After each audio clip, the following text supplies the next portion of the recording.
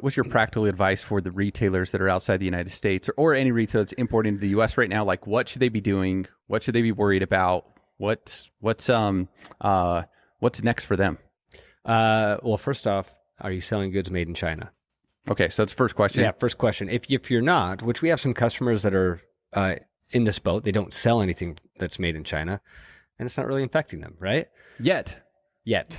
This stuff can change in a hurry. Right, like trust me. one day, I'm talking today right so now. So today they don't have to do anything. Today, nothing's really impacting them. They still have an $800 de minimis as long as their packages don't include any goods made in China. Yeah.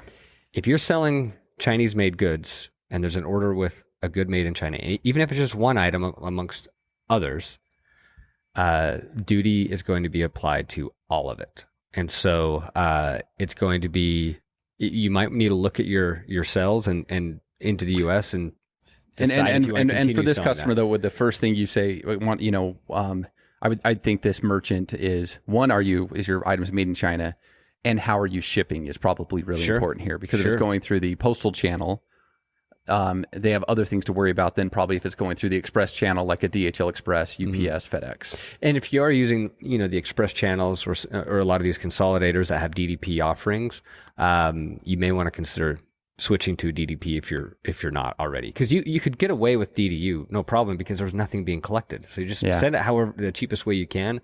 But what you're going to have is, if you continue doing that, and your customers are now going to have an experience they've never experienced before here in the U.S. All your U.S. customers are going to have packages getting held up, waiting for them to pay more money than they expected.